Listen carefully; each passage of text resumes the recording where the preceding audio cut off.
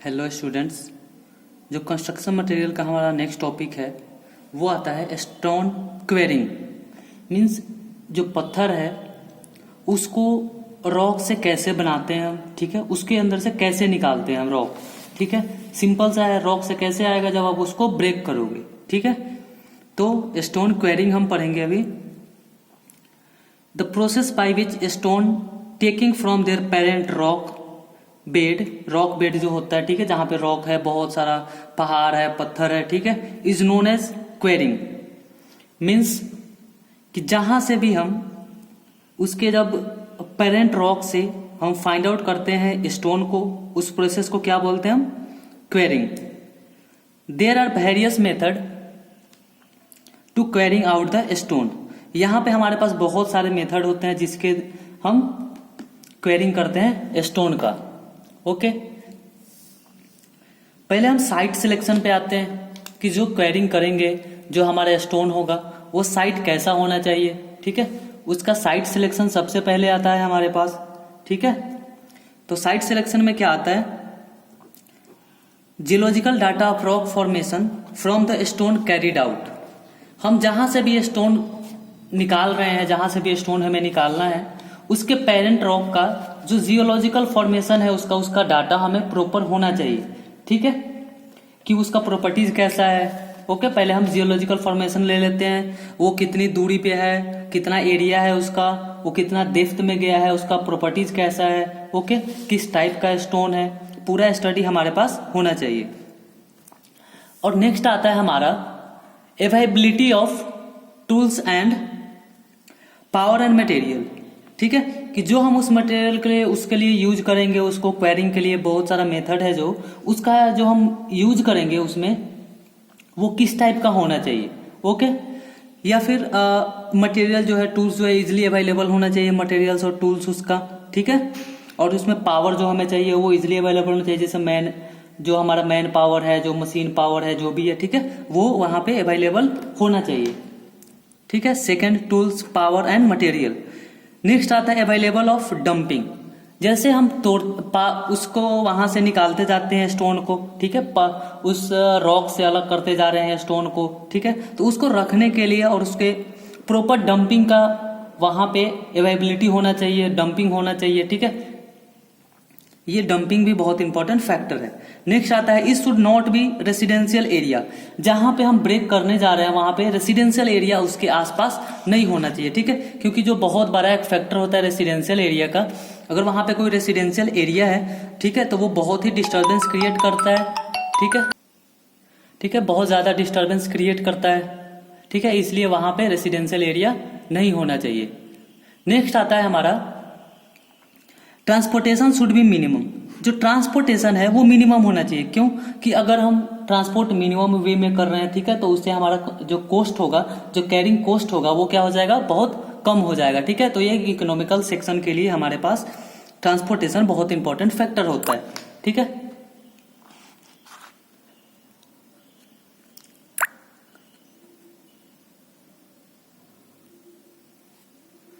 Next है हमारा economy in quarrying. जो हम क्वेरी कर रहे हैं उसमें हर चीज का इकोनॉमी, मटेरियल और वो जो पहले आपको बता दिया मैन मेड इजिली अवेलेबल होना चाहिए, ठीक है। नेक्स्ट हमारा क्वालिटी ऑफ ए स्टोन।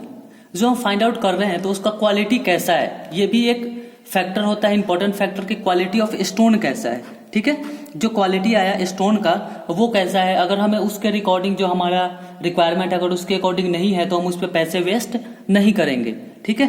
अगर वो यूजफुल है फिर हम उसमें कोई इन्वेस्टमेंट करते हैं। कोई भी जहां से हमें कोई भी इन्वेस्टमेंट है, कोई भी बिजनेस है, कोई भी हम काम कर रहे हैं उसमें बिना इन्वेस्टमेंट के, बिना बेनिफिट के हम कोई काम नहीं कर सकते, ठीक है। तो हम ये देखते हैं कि जो भी स्टोन है हमारा उसके मार्केट में क्या वैल्यू है, ठीक है।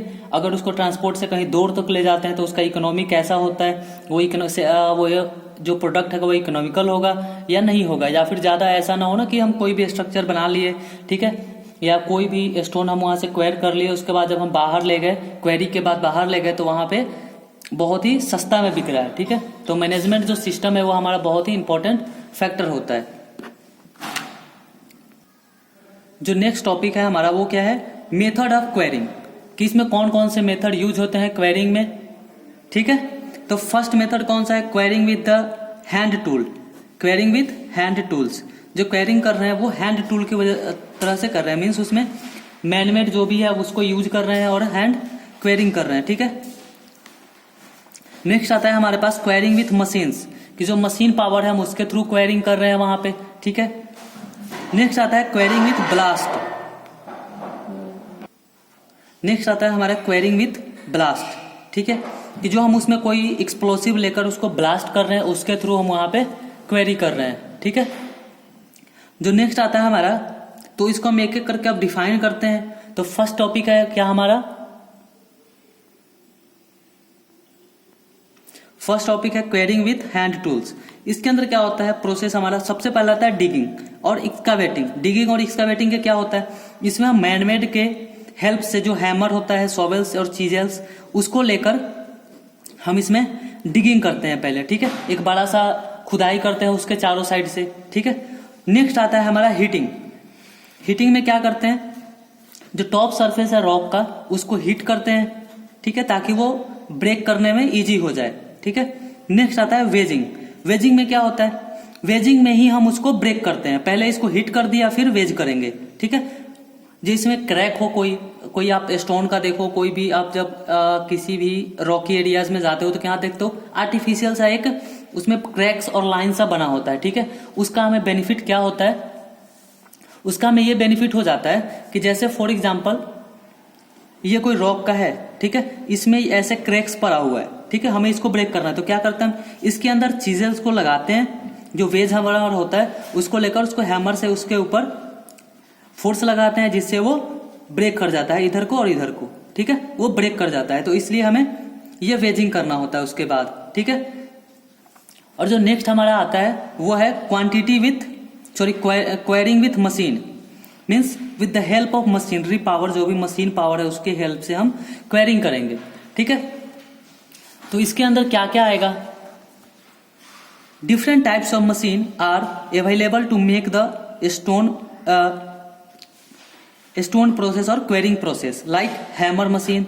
आपने जो देखा है बड़ी बड़ी मशीन जो पावर टूल्स के लिए यूज होता है, उसमें क्या होता है, वाइब्रेटर सा लगा होता है जो उसको ब्रेक करने में हेल्प करता है, ठीक है। और जो हमारा नेक्स्ट मेथड है वो कौन सा है, ब्लास्टिंग। ब्लास्टिंग में क्या करते हैं वो देखो, quarrying with the explosive is known as blasting, ठीक है। जो क्वेरिंग है with the help of explosive कर रहे हैं उसको बोलते हैं ब्लास्टिंग, ठीक है। This method is use for dense hard rock. Dense and hard rock means जो स्ट्रक्चर बहुत ही डेंस है, बहुत ही हार्ड है, जहां पे कि हम मशीनरी से भी नहीं तोड़ पा रहे हैं, ठीक है, और बहुत ज्यादा क्वांटिटी में चाहिए, वहां पे क्या करते हैं हम, ब्लास्टिंग करते हैं, ठीक है। अब प्रोसेस ऑफ ब्लास्टिंग क्या है, सबसे पहले बोरिंग ऑफ होल करते हैं, कि जो भी हमारा, मान लो हमारे पास ये मास है कोई, ठीक है, तो हम इसमें क्या करते हैं, एक होल बनाते हैं, ठीक है, एक होल बनाते हैं बड़ा सा 1.25 मीटर का, जो इतना डेप्थ होगा, इसका डेप्थ कितना होगा 1.25 टू 2.5 मीटर, ठीक है, और विड्थ 20 मीटर टू 40 मीटर का हम वो रखते हैं, विड्थ इसका डाया रखते हैं, और मैनुअल लेबर और पावर ड्रिल का यूज करके हमें बोरिंग ऑफ होल करते हैं, ठीक है। नेक्स्ट हमारा आता है चार्जिंग। चार्जिंग प्रोसेस में क्या होता है, चार्जिंग के अंदर होता है कि एक्सप्लोसिव फिल करते हैं उसके अंदर, ठीक है, एक्सप्लोसिव पाउडर जो होता है, जैसे गन पाउडर होता है, उसको हम उसके अंदर फिल करते हैं, ठीक है। नेक्स्ट होता है टेम्परिंग।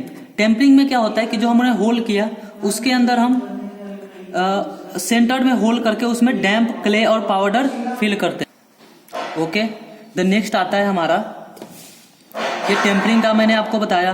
टेम्परिंग में क्या आ गया, तो उसमें हम नीडल फिल करते हैं, उसके बीच में नीडल को प्लेस कर देते हैं, ठीक है, और फिर चारों साइड से हम उसमें क्ले और स्टोन पाउडर फिल कर देते हैं। उसके बाद फायरिंग का टाइम आता है, मीन्स उसको ब्लास्ट करने का, ठीक है, उसमें जो हम वो आग से लगाते हैं उसके अंदर, जिससे वो ब्लास्ट होता है, ठीक है। तो उसमें एक फ्यूज लगाया जाता है, ठीक है, इसको रिमूव करके नीडल को फिर इसमें फ्यूज लगाते हैं। फ्यूज अप्रॉक्स 1 मीटर का कम से कम रखते हैं, क्यों, क्योंकि हमें सेफ्टी भी अपना देखना होता है, ठीक है। तो जो उसके अंदर फ्यूज लगेगा वो अप्रॉक्स 1 मीटर का होना चाहिए, ठीक है, ताकि वो इजिली फायर हो with help of safety. So student, thank you. अगर इसके रिलेटेड आपको कोई भी क्वेरी हो, कोई भी क्वेश्चन हो, तो आप हमें मैसेज कर सकते हो। Okay, thank you.